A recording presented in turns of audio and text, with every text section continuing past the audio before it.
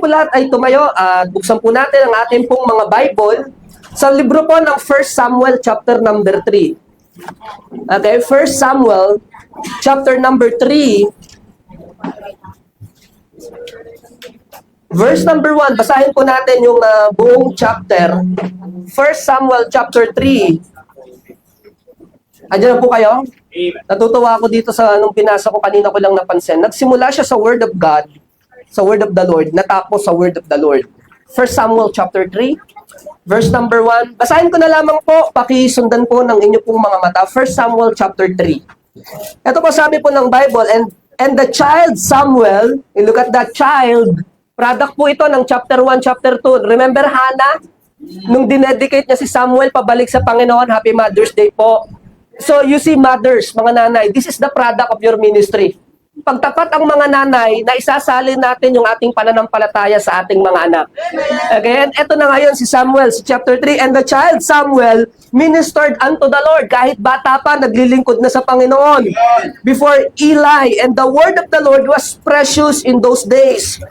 There was no open vision. Verse number 2. And it came to pass at that time when Eli was laid down in his place and his eyes began to wax dim. Madilim na yung mata ni Eli that he could not see. And there the lamp of God went out in the temple of the Lord when the ark of God was. And Samuel was laid down to sleep. Patulog na sila. Verse number 4. Then the Lord called Samuel and he answered, Here am I. And he ran unto Eli, kasi akala niya si Eli yung tumatawag sa kanya and said, Here am I, for thou callest me. And he said, Hindi kita tinatawag, I called not. Lie down again, tulog ka. And he went and laid down. Puyat ka lang. Verse number 6. And the Lord called yet again Samuel. And Samuel arose, nagising siya ulit, and went to Eli, kasi akala niya si Eli yung tumatawag sa kanya, and said, Here am I. For thou did call me. And he answered, I called not. Nananahimik ako rito, my son. Tulog mo lang ulit dyan. Lie down again. Now Samuel did not yet. Kaya pala hindi niya na-perceive. Ito yung problema eh. And now Samuel did not yet know the Lord. Hindi pa niya kilala ang Panginoon. Neither was the word of the Lord yet revealed unto him. Hindi pa niya nauunawaan. And the Lord called Samuel again the third time, and he arose and went to Eli and said, Here am I, for thou did call me. Eto na, si Eli nakahalata na. And Eli perceived, kasi man of God nahalata na niya. And Eli perceived that the Lord had called the child. Kaya inadvisean niya si Samuel. Therefore Eli said to Samuel, Go, lie down, and it shall be, if he call thee, that thou shalt say, Speak, Lord, for thy servant heareth. So Samuel went and lay down in his place, and the Lord came and stood and called as the other times. Pang-apat na ito, Samuel, Samuel. Ito na, natuto na si Samuel. Good things happen pag nakikinig tayo sa man of God. Hindi ba? Then Samuel answered, kung ano yung sinabi sa kanya, Speak, for thy servant heareth. Verse number 11. And the Lord said to Samuel, Behold, I will do a thing in Israel, and which both the ears of everyone that heareth shall tingle. In that day I will perform against Eli all the things which I have spoken concerning his house. When I begin, I will also make an end. For I have told him that I will judge his house forever for the iniquity which he knoweth, because his sons made themselves vile, and he restrained not. And therefore I have sworn unto the house of Eli that the iniquity of Eli's house shall not be purged with sacrifice nor offering forever. Verse number 15, so that is the revelation. Verse number 15, and Samuel lay until morning and opened the doors of the house of the Lord, and Samuel feared to show Eli the vision. Then Eli called Samuel and said, Samuel, my son. And he answered, Here am I. Verse number 17, and he said, What is it the thing that the Lord had said unto thee? Ano yung sinabi sa iyo ng Panginoon? I pray thee, wag mo siyang itago sa akin. I pray thee, hide it not from me. God do so to thee, and more also if thou hide anything from me of all the things that he said unto thee. Verse number 18, ito yung maganda kay Samuel. And Samuel told him every whit, and hid nothing from him. And he said, ito rin yung maganda kay Eli, it is the Lord. Let him do what seemeth him good. Verse number 19, and Samuel grew, and the Lord was with him, and did let none his words fall to the ground. And all Israel from Dan even to Beersheba, dulot-dulo, parang mula Apari hanggang Hulo. All Israel from Dan to Beersheba knew that Samuel was established to be a prophet of the Lord. And the Lord appeared again in Shiloh or Shiloh, for the Lord revealed himself to Samuel in Shiloh by the word of the Lord. Let's pray po. Father in heaven, thank you so much, Lord, sa pagkakabasa po namin ng inyong salita. Gabayan at pangunahan niyo po kami, O Diyos. Salamat po muli sa amin pong mga nanay. Thank you for their ministry. Thank you for their love. And now, Lord, nakita po namin yung product ng pagsuko ng buhay ng mga nanay sa katauhan po ni Hannah at ngayon po kay Samuel bilang produkto ng kanila pong pagtatapat po sa inyo. Nawa po, Panginoon, ang mensahe po na ito, Diyos, gamitin po ninyo magbigay ng wisdom sa bawat isa po sa amin. Pahalagahan namin ang aming patotoo, pahalagahan namin ang inyong salita, pahalagahan po namin, Panginoon, ang mensahero po ninyo, O Diyos, at higit sa lahat, pahalagahan ka namin, O Panginoon. Panginoon, gabayan at pangunahan niyo po kami. Sa tayong pangalan ng Panginoong Hesus. Amen and amen. Tayo po lahat ay makakaupo na po. Magandang umaga sa ating pong lahat. Ang title of the message is actually, wala pa akong title for the message. Okay, siguro mamaya makakaisip po ako ng title. Okay, kasi ang ginagawa natin, for the whole week, nagpe-pray po tayo ng message and then nilalatag ko siya ng Saturday. Kaya lang, nakalimutan ko mag-prepare ng title. Now, for the meantime, 1 Samuel chapter 3 would be the title of the message. So, baybayin po natin ang chapter po na ito. The preaching for today is an expositional preaching about the chapter 3 of Samuel. So, mga kapatid, basahin po natin ulit on verse number 1. And the child Samuel ministered unto the Lord before Eli. Okay? And the child Samuel, bata pa siya. Okay? Let no man despise the youth. Huwag mong hayaan na maliitin ka nila dahil bata ka pa lang. Wala ka pa dun sa gulang para maglingkod sa Panginoon. Hindi po. Kapag kilala mo ang Diyos, it is the right thing and right time for you to serve the Lord, mga kapatid. Palaging ngayon, yung tamang oras para maglingkod sa Diyos. Huwag mong hintayin na, sa pagtanda ko na lang, magre-retire na ako. O kaya kapag kapag nagawa ko na lahat, no. Right now is always the right time to serve God. And nakita po natin, si Samuel, kahit siya'y bata pa lang, actually hindi pa nga niya kilala ang Lord eh.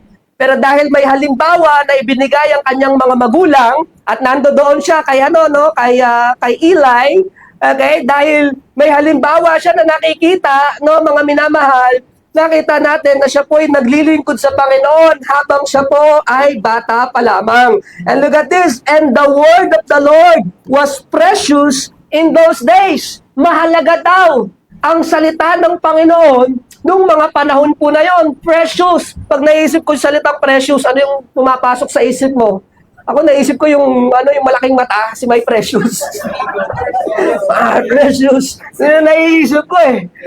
Okay, ba't ba nasagi sa isip ko yun? Lagi ko kasi nakikita sa social media, no, si My Precious.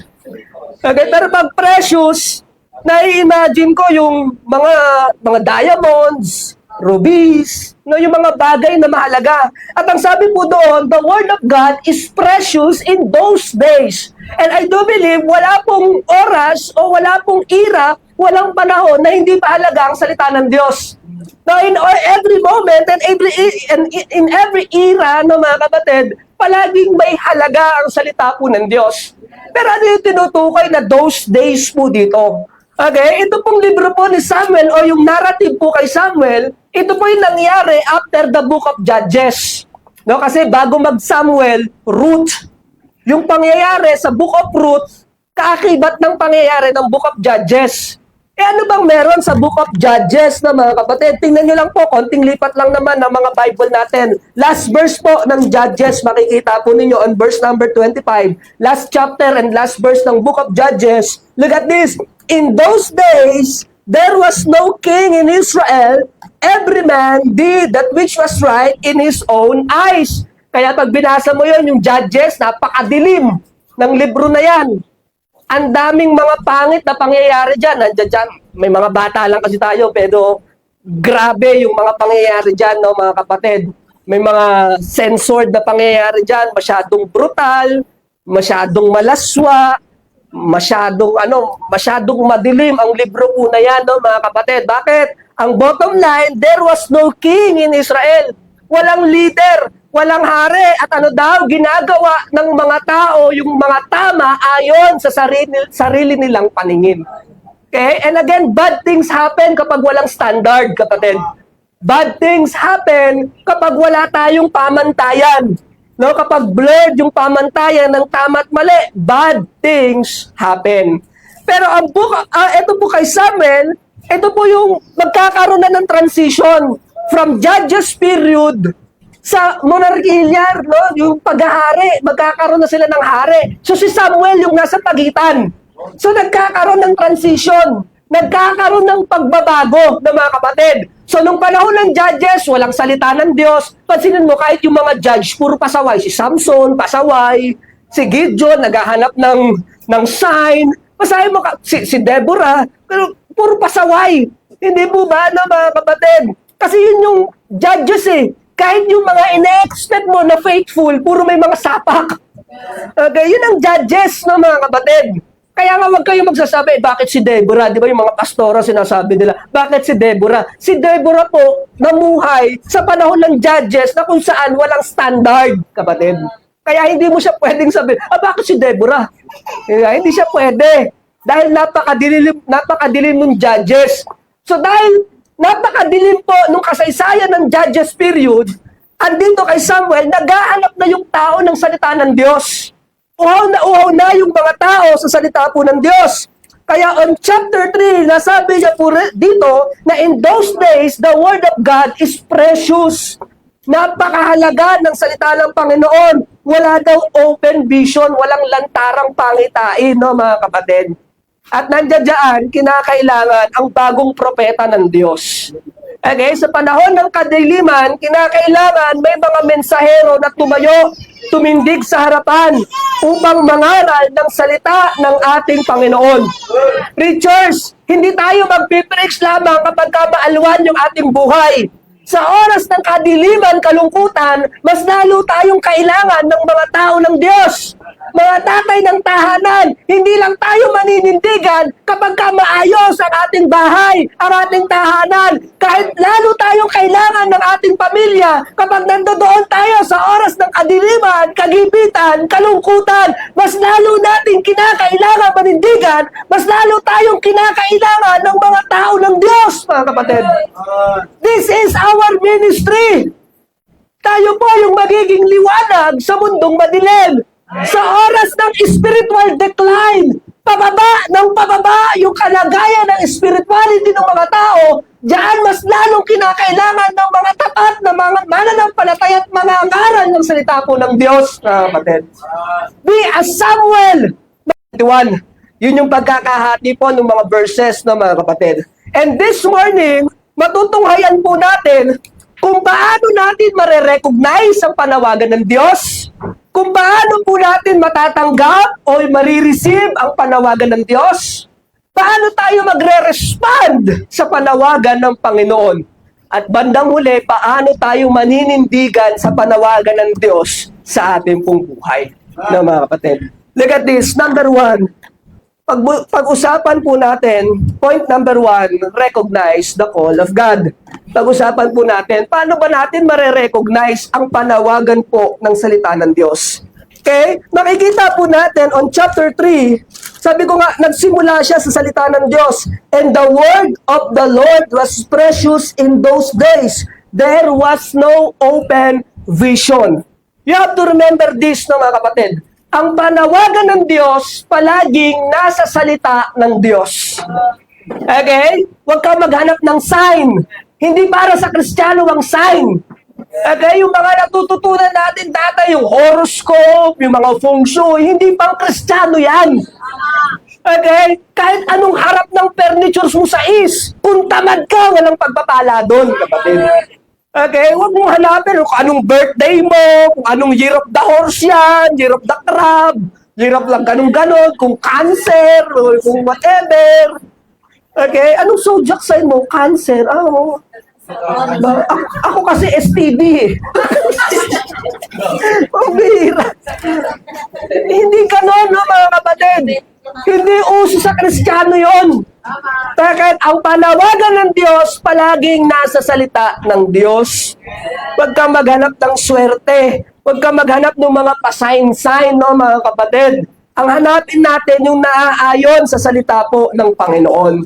So you look at this. Habang bata pa si Samuel, hindi po ba tinawag siya ng Diyos, no, mga kapatid? Doon nagsisimula ang panawagan ng Panginoon.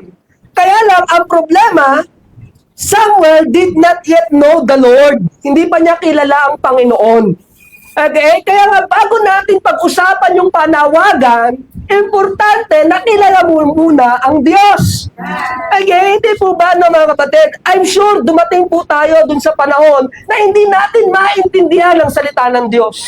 Hindi ba nakakatamad ang salita ng Diyos, nakakaantok ang salita ng Diyos? Hindi po ba? Nung dati nga, nag-uwi ng Bible si tatay sa bahay, sa computer shop namin before. Nag-uwi ng Bible si tatay. Ang sabi ko, huwag sa akin yan, masusunog ako. May pag ganun pa tayo. Bakit? Ayaw natin sa Word of God. Ayaw natin sa Bible kasi hindi pa natin kilala yung author. Hindi ba? Kahit naman anong isulat mo dyan, kung hindi mo kilala yung author, baliwala sa'yo. Pero pag nakilala mo na yung author ng Word of God, hindi po ba? Pag nakilala mo yung Diyos na talagang author ng kanyang salita, ang Biblia mas kanais-nais na sa mga mananampalataya. Hinahanap-hanap na natin. Hindi na kompleto yung isang linggo mo na walang Word of God, walang church, na walang preaching. Hindi po ba? Hindi na nakukompleto yung araw. Nakakapanghina na. Ang hina ko, bakit? Hindi ka siguro nag-devotion. Okay? Hindi ka siguro nakapagbasa ng Bible. Hindi ka siguro nakapakinig ng message. Hindi mo ba? Kaya nga ngayon na mga kapatid, may mga Briton, nabasa ko lang sa isang article, yung mga Briton, mga taga-England, taga-Britain, bumabalik na sila sa church. Bakit? Kasi naubos na yung kanilang oras saan sa mga secular na bagay, no? Tinanggihan nila ang Biblia, tinanggihan nila ang Diyos, tinanggihan nila ang pagsisimba, at nakita nila yung masamang epekto na walang church. Hindi ba? Bumaba yung kanilang morality, bumaba yung talas ng utak nila. Biri mo na, ang lalaki pwedeng maging babae at ang babae pwedeng maging lalaki. Anong talas ng utak meron kanya kapag ganyan ang paniniwala mo? Hindi ba? So bumaba, naging dull, naging mapurol yung mga utak ng mga Briton. And na-recognize nila yon, no, mga kapatid. Kaya ngayon, maraming mga Briton bumabalik na sa simbahan. Ganun din yung Amerika, no, mga kapatid.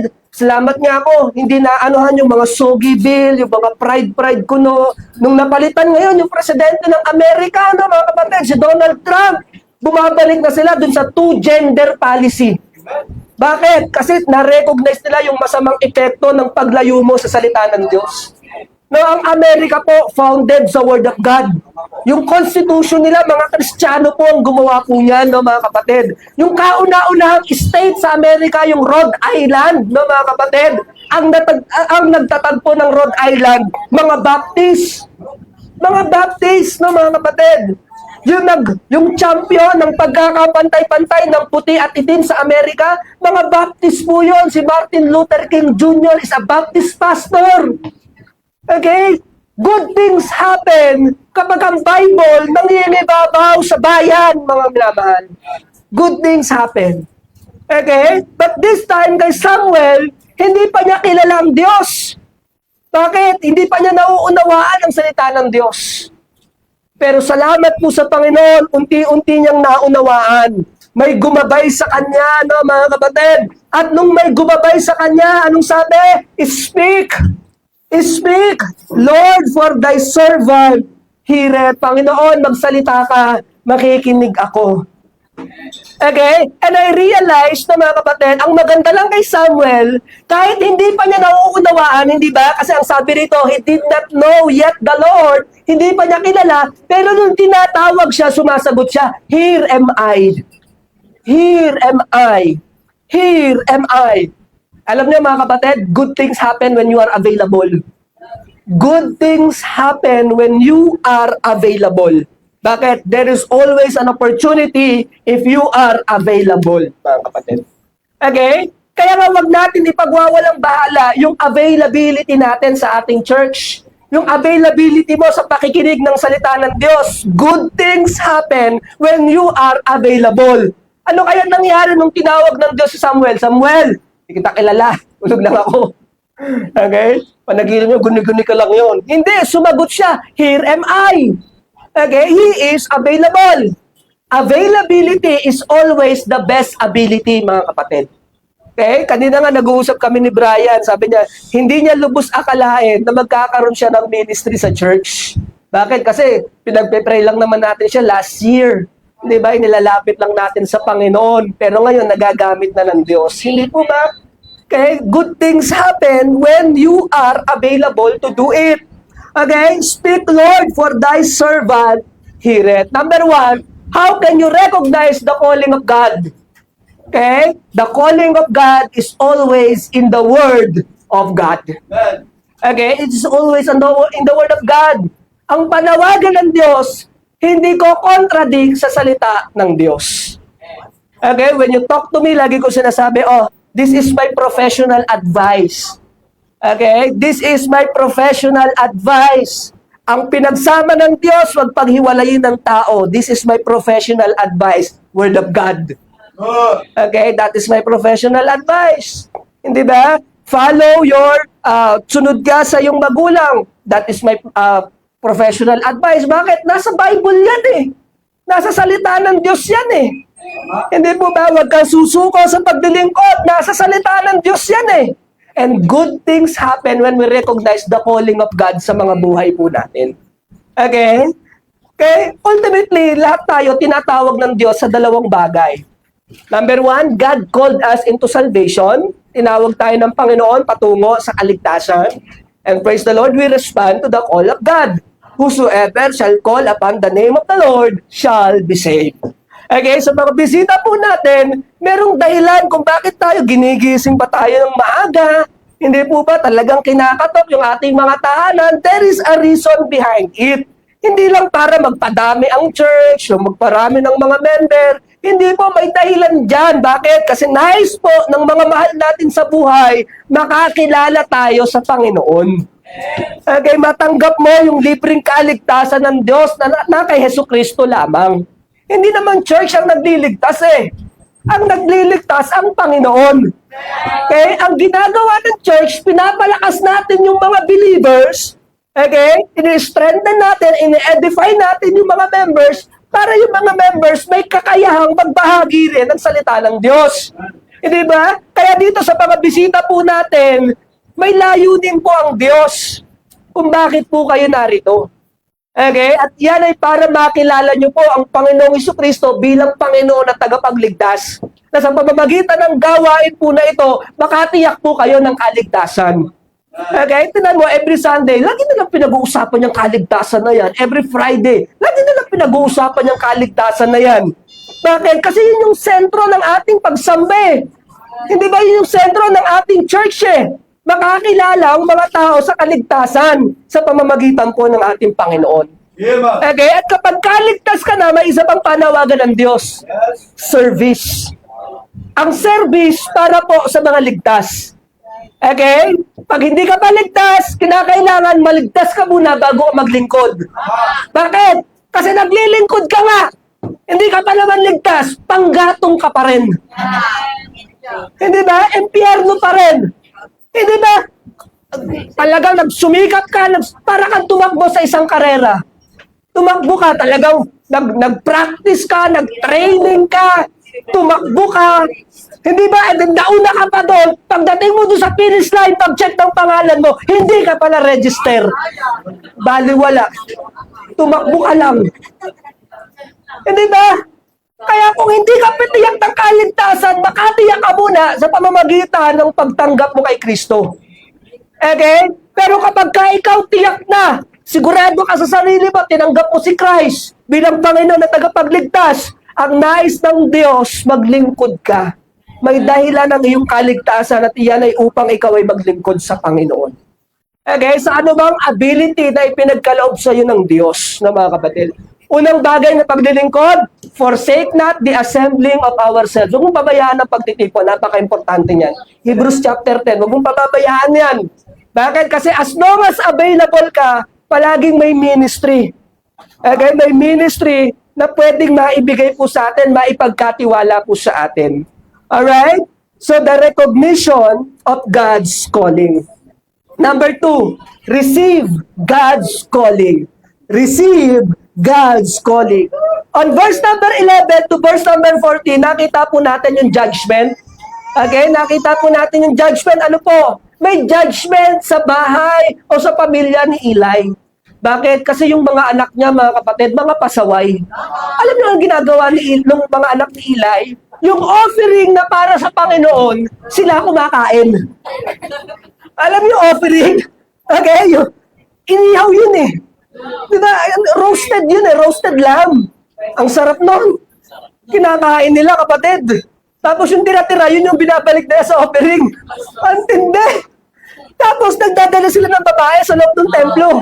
Ang tindi. Kaya galit na galit ang Diyos sa mga anak ni Eli, kay Hophni at kay Pinehas. Si Eli is faithful. Faithful si Eli, kapatid. Very, very faithful. Kaya lang, tapabayaan niya yung kanyang mga anak at yun ang ayaw natin. Yun ang ayaw natin. Kaya ito, church, no, mga kapatid, kahit mga anak ko, pwede nyo sawayin yan. Hindi ko ikagagalit yan, no, mga kapatid. Pag may nakita kayo na hindi nila magandang ginagawa, pwede nyo yung sabihan. Pwede nyo yung kurutin yung mga yan, okay lang sa akin. Hindi ko ikagagalit yan. Ipagpapasalamat ko pa pag tinatama ninyo ang mga anak ko, mga minamahal. Bakit? Kasi patunay yun na mahal nyo sila, ayaw nyo silang mapasama. Hindi ba? Pwede yun. No? Hindi ko, pinag-uusapan namin yan ng aking asawa sa mga nakakakilala sa amin. Alam nila yan. Lagi ko sinasabi, pag may nakikita kayo na ginagawa ni Chad, ni Shane, ni Wright na hindi maganda, pwede niyong sabihan yan. Bakit? Ipagpapasalamat ko pa. Ipagpapasalamat ko pa. Bakit? Ayoko lumaki sila na parang ano lang eh. Hindi ba? Kasi may judgment ang Panginoon doon eh. Hindi po ba? No, mga minamahal. So look at this. Tanggapin natin ang panawagan ng Diyos. Hangarin ako kay Eli. Bakit? Humble siya. Humble siya. Tanggitin po ninyo. Sa unang chapter, si Eli yung man of God. Si Samuel ang nagtatanong kay Eli, hindi ba? Si Samuel ang lumalapit kay Eli. Si Eli ang man of God. Pero pagdating ng verse number 11 hanggang verse number 18, nagbaliktad na yung role nila. Si Eli na ang nagtatanong. Ano bang sinabi sa iyo ng Diyos? Nagbago na. Kaya nag-reverse na yung kanilang papel. Hangarin ako sa humility ni Eli. Hangarin ako sa humility niya. Hindi niya sinabi, hindi, bata ka pa, papunta ka pa lang, pabalik na ako. Hindi niya sinabi yun. Anong sinabi sa iyo ng Panginoon? He recognized. Hindi ba? Naunawaan niya, hangarin ako kay Eli. Bakit? Eli recognized that the word is not of Samuel. Hindi naman salita ni Samuel yun eh. Salita ng Diyos yun eh. At yun ang maganda sa atin, kahit sino pa yung ginagamit ng Diyos dito sa unahan, bagong mananampalataya, matagal na mananampalataya, batang mananampalataya, matandang mananampalataya, alam natin yung salita ng Diyos eh. Di ba? Amen ka lang dyan, salita ng Panginoon yan eh. Basta make sure the word of God yan at hindi lang word ng tao. Kaya as long as it is the word of God is being preached in our pulpit, amen tayo dyan, mga kapatid. Alright? Kasi at the end of the day, doon tayo lalago eh. Pero kung mayabang ka pa, naku, bata ka pa ako, papunta ka pa lang, pabalik na ako. Pero kung may prideful pa tayo, mayabang pa tayo eh. Hindi ba, na hindi natin tanggapin ang salita ng Diyos. Naku, nauna pa ako sa'yo dito eh, kung magsalita ka, kala mo. Hindi, pero kung humble ka sa salita ng Diyos, kahit sinong gamitin ng Panginoon, amen tayo dyan, as long as salita ng Diyos ang pinangangaral sa pulpit po na ito. Eli's humility, ang ganda rin. Okay? Samuel's integrity. Nung una natakot si Samuel eh. Kasi the message of judgment. Pero ano sabi po ng Bible, hindi hinayaan ni Samuel na may malaglag sa salita ng Diyos. Hindi niya hinayaan. Bawat salita ng Panginoon, ipinahayag ni Samuel. Okay? Let us receive the calling of God. Let us proclaim the message of God. Okay? At maganda rin naman kay Eli, hangarin talaga ako kay Eli. He is really a man of integrity. hanga rin ako kay Eli. Tingin ko kapareho natin siya. No, alam mo yun, dahil sa sobrang pagmamahal natin sa ating mga anak, alam mo yun na parang hindi natin sila masaway, ayaw natin silang kurutin, paluin man lang dahil sa sobrang pag-ibig natin sa kanila. Nauunawaan ko rin si Eli eh. Nauunawaan ko din. Okay? But look at this no mga kapatid. Anong sagot ni Eli nung nakita na niya yung mensahe po ng Panginoon? Alam niyo sabi ni Eli, hayaan mo na, it is the Lord. Hayaan mo gawin niya kung ano yung alam niyang tama. Tinanggap lang niya yung salita ng Diyos ng mga kapatid. Sabi niya, Lord, suko ako sa salita mo. Kung ito ang iyong kalooban, be it. And I remember Job. Sabi ni Job talaga, sabi niya, tatanggap ka ba? Tatanggap ka ba ng mabuti sa Diyos at hindi ka tatanggap ng masama? Purihin ang Panginoon. Hanga ako sa mga ganong klaseng mga tao. Hanga ako sa ganong klaseng pananampalataya. No, na alam mo, hindi ka lang magpupuri sa Panginoon dahil nabe-bless ka. Even in our pain, even in our trials, even in our temptation, let us praise the Lord, mga kapatid. Let us praise the Lord. Bakit? Alam ng Diyos yan eh. Hindi ba? Alam ng Diyos yan eh. Naalala ko yung testimony ni Sister Elena nung Friday. Sabi niya talaga, hindi naman habang buhay yung problema. Tama nga. Hindi habang buhay yun. Hindi naman eternal life yan. Hindi naman eternal yung problem eh. Okay, yung buhay natin, eternal life. Pero yung problem, hindi eternal yan. At ang Diyos, alam ng Diyos yan eh. Hindi po ba, marahil sa mga oras na ito, clouded yung ating perception. Hindi natin mapagtanto bakit nangyayari ito, bakit nangyayari iyan. Pero tandaan mo, ang Diyos, kapatid, nandoon na sa kinabukasan, minamasdan niya tayo. Okay, alam ng Diyos yan eh. Kita ng Diyos yan eh. At alam ng Diyos yung katapusan ng ating istorya, kapatid. Alam ng Diyos yun. Kaya pinahintulutan ng Panginoon yan, hindi para matumba tayo, hindi para manawa tayo, hindi para manlupaypay tayo. Hindi ba? Pinahintulutan ng Panginoon yan dahil meron siyang mabuting layunin para sa iyo at para sa akin. Hayaan mo ang Diyos. Alam niya kung anong makakabuti para sa iyo. Let us receive the calling of God. Okay? Number 1, recognize the calling. The call of God is always in the Word of God. Number 2, let us receive the calling. Tanggapin mo. Kahit masakit, kahit na kung yun ang panawagan ng Diyos, then let the Lord do His job. Okay? At tayo, patuloy lang tayong manampalataya sa ating Panginoon. Number 3, let us respond to the call of God. Let us respond to the call of God. Look at this on verse number 19 to verse number 21. Makikita nyo, and Samuel grew. Okay, lumaki na raw si Samuel, and Samuel grew. Okay? And Samuel grew. On verse number 19, and the Lord was with him. Kung binabasa ko ito, naalala ko si Jesus Christ sa Luke chapter 2. No? And he increased in wisdom, in favor with God, and favor with men. Okay, Samuel chapter 3, and in verse number 19, and Samuel grew, and the Lord was with him. And look at this, and did let none of his words fall to the ground. Hindi niya hinayaan eh. Bakit? The word of God is precious. In those days, mahalaga ang salita po ng Panginoon. Okay? On verse number 20, and all Israel, from Dan even to Beersheba, pag meron po kayong mapa, dulot-dulo yan. Dan to Beersheba, Dan to Beersheba, parang apari hanggang hulo. Dulot-dulo po yan, no, mga kapatid. Without TV, without radio, without anything, without internet, without YouTube, viral si Samuel. Kilala siya ng lahat ng tao. Okay? Kilala siya eh. From Dan to Beersheba. Kilala siya. Bakit? Maayos yung kanyang patotoo eh. Maayos, kapatid. Maayos yung kanyang patotoo. All Israel, from Dan even to Beersheba, knew that Samuel was established to be a prophet of the Lord. Kaya nung naging propeta na mga kapatid, si Samuel, hindi na nagulat yung mga tao eh. Hindi na siya, talaga nagpastor ka? Hindi na siya ganun eh. Hindi sila nagulat eh. Bakit? They knew. Alam nila, doon papunta si Samuel. Bakit? Bata pa lang, nasubaybayan nila, tapat ang batang ito. Ito, itong batang to, sigurado ko, pag laki nito, pastor to, mangangaral to. Bakit? Kasi, bata pa lang, nakikitaan mo na eh. Di ba? Hindi ka nagugulat na, nagpastor siya? Hindi ako makapaniwala. Hindi. Di ba? Alam ng mga tao. Kilalang kilala si Samuel for good reason. Kapatid. Okay? Yung mga anak ni Eli, kilalang kilala rin. For bad reason. Yung anak ni Eli, si Hophni and Phinehas, kilala namin yan. Okay? Kilala ko yan. Naalala ko yung dinala yung chick sa Antentol eh.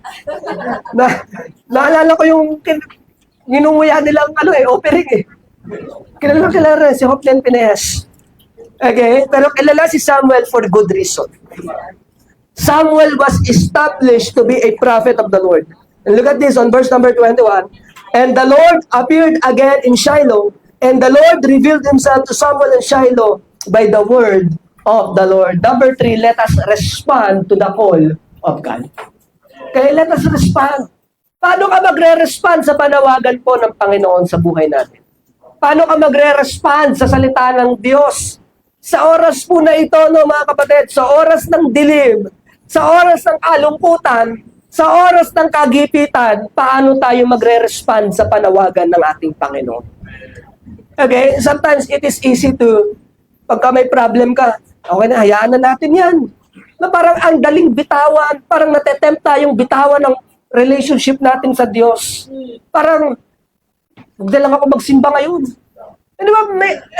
Don't get me wrong na mga kapatid. Even me. Okay, as a pastor, minsan may moment ka na, pag may problem, ang initial response natin, ayoko na magsimba. Ayoko nang, pero hindi mo naisipan sa work yan, ayoko na magtrabaho. Hindi mo naisipan nun.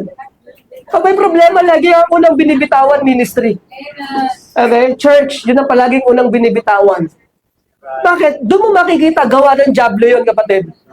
Kasi kung hindi gawa ng diablo yan, bakit hindi mo naisip? Ano mo kayang trabaho ko? Hindi mo naisip eh. Diba? Bitawan mo kaya ang business ko. Mag-resign na kaya ako. Hindi mo naiisip eh.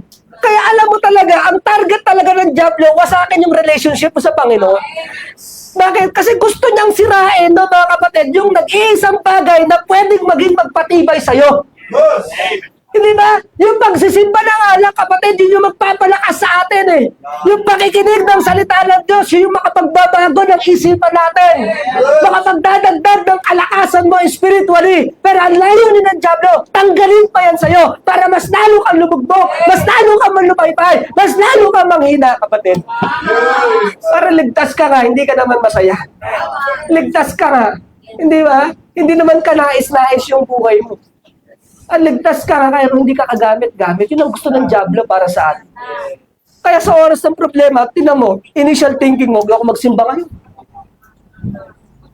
Lord, galit ako sa'yo. Yun ang naiisip natin ng mga minamahal. Pero I'm telling you, that is temptation. Temptation yan. Kasi gusto ng diablo, sira ka, wasak ka, hindi ka makabangon. Pero look at this. Anong sabi ng Word of God? The steps of a good man are ordered by the Lord. Good man na ito.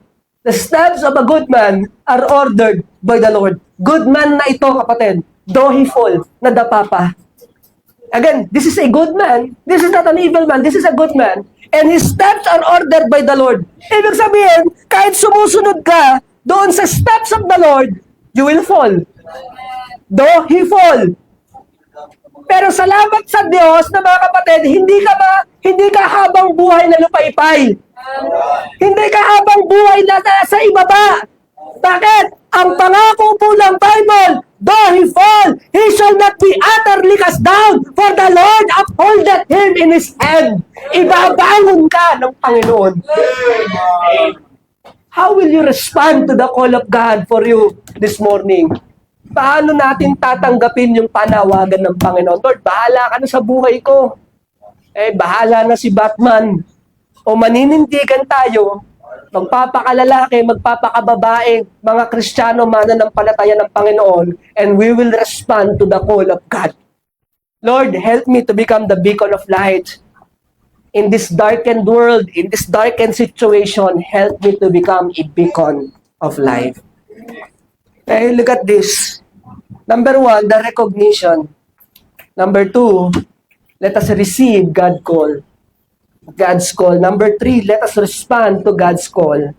And lastly, sa number 4, but this is a conclusion, the rise of the new prophet. The rise of the new prophet. May bagong propeta eh.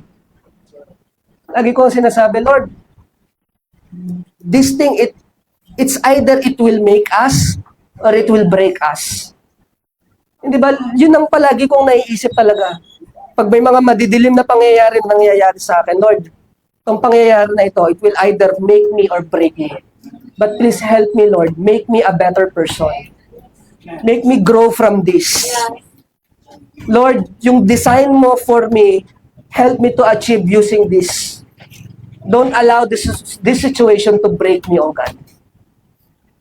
And then I realize, yung sacrifice, yung in Romans chapter 12, verse number 1 to 2, yung, I beseech you therefore, brethren, by the mercies of God, you look at that ye present your bodies a living sacrifice, holy and acceptable unto God. And the background of sacrifice there is the Old Testament sacrifice. Di ba yung pinapatay yung hayop, pinapatulo yung dugo, sinasaktan yung hayop. And yet tayo, we are a living sacrifice. It means you are actually dead. You are dead. Diba? I am crucified with Christ. Nevertheless, I live, yet not I, but Christ liveth in me. I die daily. If anyone follow me, let him take up his cross and follow me. Okay? Yung kamatayan natin sa ating mga sarili. Kapatid, yung kamatayan sa ating sarili, isang kalugod-lugod na sakripisyo para sa Panginoon.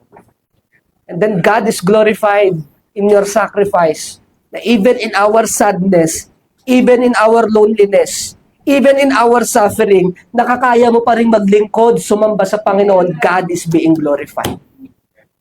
Okay? Nakatingin yung mga tao, anong meron sa tao na yun? Bakit nagagawa pa rin niyang mag-serve in spite of what happened, what is happening? At dahil sa ating sakripisyo na ituturo natin yung mga tao sa Diyos. Because ang sinasamba natin ay Diyos na buhay. Okay? Titiwala tayo sa Panginoon, Lord. Whatever it is, ano man pong dinala mo sa akin sa oras mo na ito, pagtitiwalaan kita. Kasi mas alam mo to kaysa sa akin eh. Yung perception ko, ako kapatid, ay pastor. Pero yung perception ko hanggang dito lang eh. I try to imagine, no? You try to envision, pero at the end, hindi mo masusukat talaga yung kalooban ng Panginoon. And there are a lot of surprises. There are a lot of surprises. But I hope, kapag ni-reveal na ng Panginoon yung kalooban niya sa atin, yung surprises na yon, nandirito pa rin tayo para tanggapin yung kalooban na yun. Ang masakit, kapatid, hinahanda ka nga ng Diyos eh. Kaya lang nandupaypay ka, iniwan mo siya. Nung sandaling, handa na dapat nating i-reap yung produkto ng ating pagtitiis at pagdilingkod. Alam mo yung sad to say, wala ka na para tanggapin yun. And yun yung ayaw nating mangyari. Kaya tayo nagtitiis, kaya tayo patuloy na nagdilingkod. In spite of darkness, in spite of loneliness. Okay? And believe me, kapatid, God has a better plan for you. God has a purpose for you. Okay? Let us recognize the calling of God. Kapatid, the Word of God.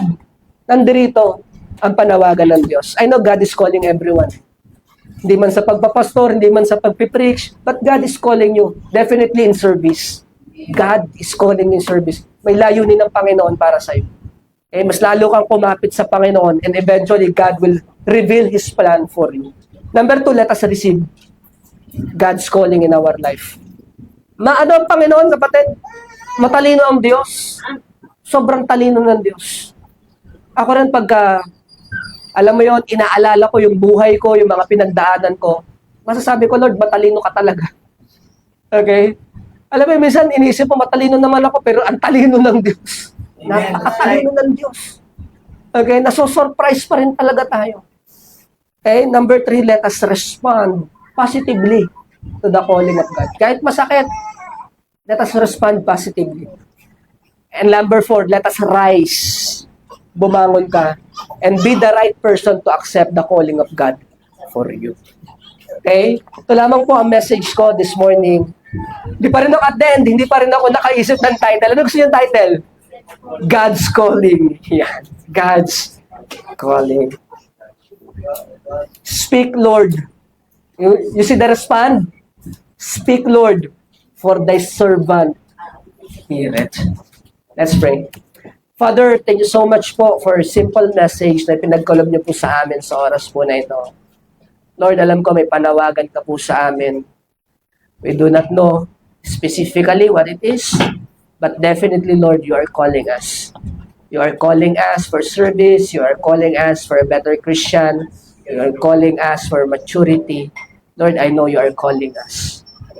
Lord, help us to recognize your call, even in darkest time, even in times of loneliness, in times of despair, in times of mourning, times of problems, of troubles. Lord, help us to rise in occasion and answer your call. Help us to be a beacon of light, O God, sa mundong madilim, moral decay. Tulungan niyo po kami na magliwanag po kami, O Diyos. Even our church, Lord, help our church to become a beacon of light in this community. Maraming salamat po. Lord, I pray po sa amin pong mga kapatiran sa oras po na ito. Kayo po ang nakakakita ng kalagayan ng aming puso, kalagayan po ng aming damdamin sa oras po na ito. Patuloy po kayong magbigay ng clarity sa amin. Sometimes, Lord, ang kailangan namin explanation, but I know sometimes there is no proper explanation eh. Ang kailangan namin yung clarity ng presence po ninyo, O God. Na, Panginoon, patuloy niyo po yakapin ang mga kapatid. Patuloy po kayong maging buhay sa puso po namin, O Diyos. Usapin po ninyo kami, kayo po, Lord, ang magbigay ng comfort, ng peace sa bawat isa po sa amin. And Lord, as we answer your call, help us to present also our bodies as a living sacrifice, holy and acceptable unto you. Thank you po. Thank you for the message. Thank you for the preaching. And I hope ang message po na ito naging pagkain po ng aming mga kaluluwa sa oras po na ito. Salamat po. This is my prayer. In Jesus' name, our Savior. Amen. And amen.